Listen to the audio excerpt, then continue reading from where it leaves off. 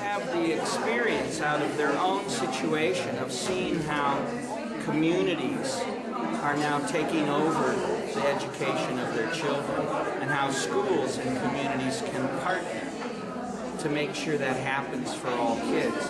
And the other beauty of New Mexico is it's so diverse with long histories.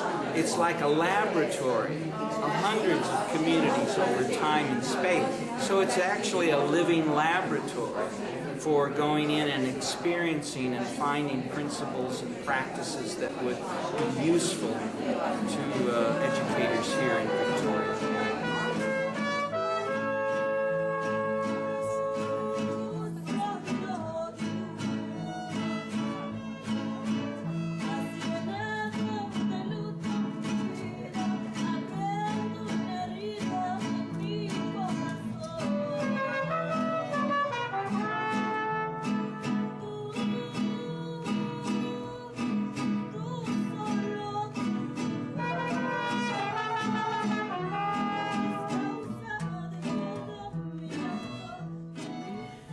Often when we talk about partnerships and community development, it's about adults getting together and deciding what should be done to kids.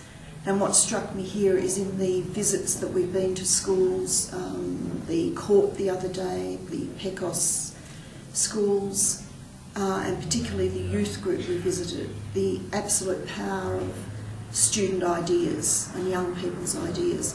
So it's reinforced for me the very notion that we must get young people involved in deciding what they want. Mi última parranda será cuando tú me dejes a mí. And as we have met with people and travelled around, we've also seen that, there is this story, and it sometimes doesn't matter if there's an agenda to a meeting. The fact that people are gathering and sharing story is the important part, and there is something that we've been trying to do at our school with a living library.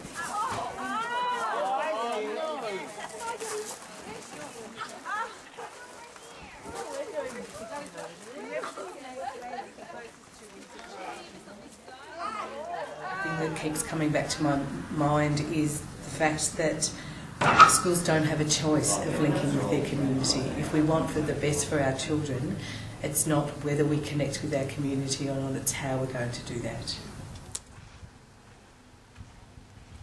Always looks to what is served.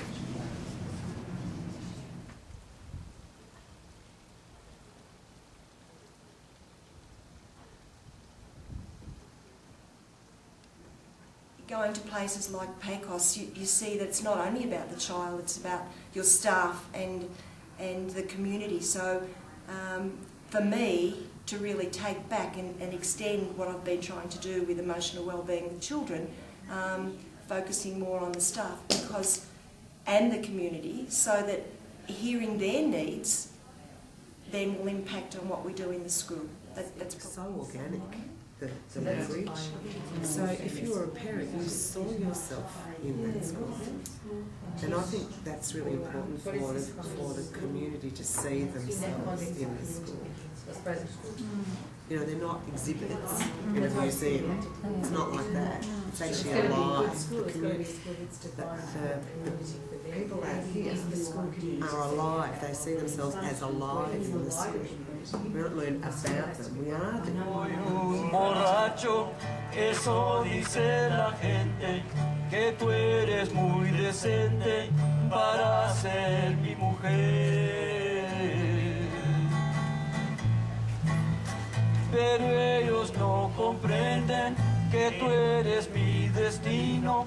Which is why we've called it the Relational Learning Center, because it's the relationship not only to the internal world, and not only between student-teacher and teacher-teacher, student-student.